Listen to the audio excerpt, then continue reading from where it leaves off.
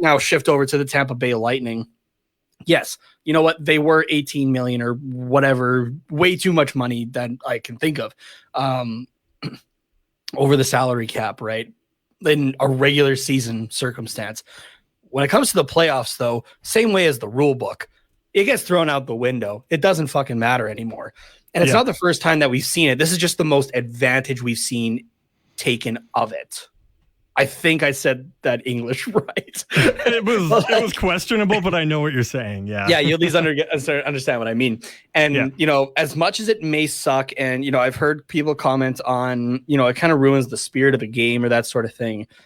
Realistically, the most like outrageous use of it, I guess, or like use of the loophole was arguably Patrick Kane in 2015 during that Chicago Blackhawks Stanley Cup championship. Yeah, for right? sure.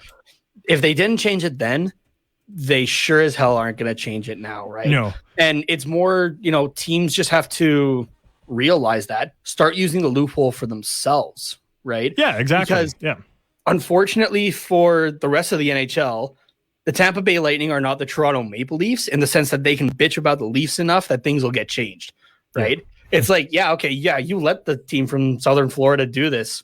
It's your own fault. Like, exactly. Grow up and move on to next season. Do you think, though, because Kane did play in that season initially, whereas this season Kucherov didn't play at all, could you see them just being like, doing like you have to play at least one game? Like just putting that slight tweak for one game, which realistically they could have brought Kucherov back for the one game, done what Vegas did and only dressed like 15 skaters or whatever. But you get Kucherov in for that one game as like a quote exhibition for him, really, or like a warm up game. Like, but do you see them adding that in just to, you know, silence the haters a little bit?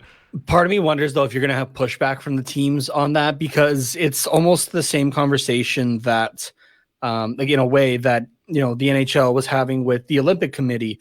You know, like, we're sending our players over there. In this case, you're putting a guy in for the last game of the regular season.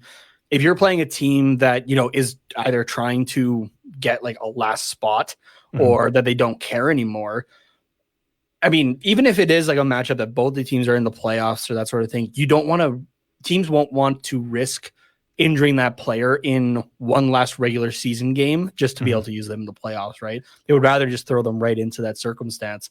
And even the whole circumstance around it with Kucherov isn't seen very often, right? So no, and everything does kind of have to line up. You know, stars have to align, and and I think it was moon has to be in Mars or Taurus or however it works. I don't know, but like, I think it got so much attention because it was Kucherov, right? If it was, I don't know, honestly, even if it was for Montreal and it was like, not, and this isn't a diss on him, but like if it was Thomas Tatar, right? Yeah. It's not as big of a name or like that major impact player. And again, that's not a slight to Thomas Tatar, but or that much Montreal, of a salary cap. Like, boost. Exactly. Like, you're not that much over, right? Yeah, it's just it's just not that level, right?